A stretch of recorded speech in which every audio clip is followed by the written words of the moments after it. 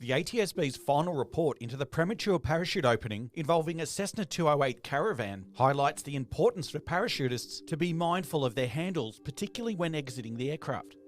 On the morning of the 20th of September 2025, a Cessna 208 took off from Tully Airport in far north Queensland to conduct parachute operations with 17 parachutists on board. After the aircraft climbed to about 15,000 feet, the pilot signalled to the parachutists to exit. A camera operator stepped out onto a small step and held onto the fuselage aft of the cabin door.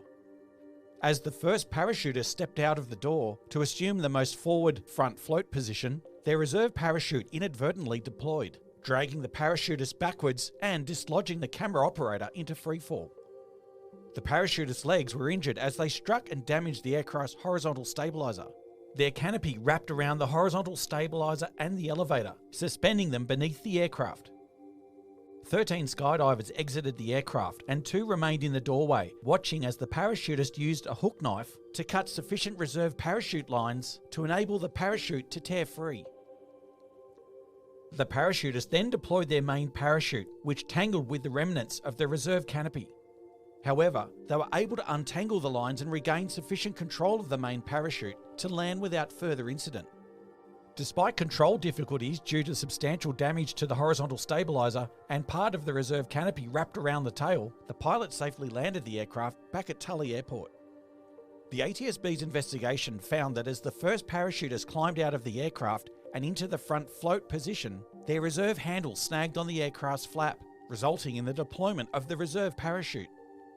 Although not contributing to the accident, the investigation also found the pilot and aircraft operator did not ensure the aircraft was loaded within its weight and balance envelope.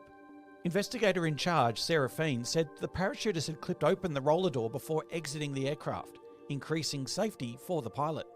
As a result, the roller door remained open during the descent, increasing the ease with which the pilot could have exited the aircraft if they needed to.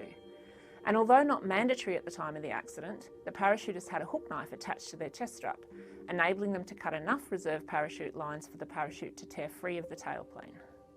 This accident highlights the importance of parachutists being mindful of their handles, particularly when exiting the aircraft.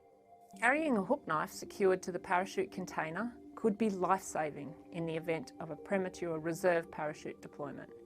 This investigation is also a reminder for pilots conducting parachute operations of the importance of wearing an emergency parachute and knowing how to deploy it. Parachute aircraft operators should also ensure, where possible, that there is a suitable open door for the pilot to exit in the event of an irretrievable loss of aircraft control.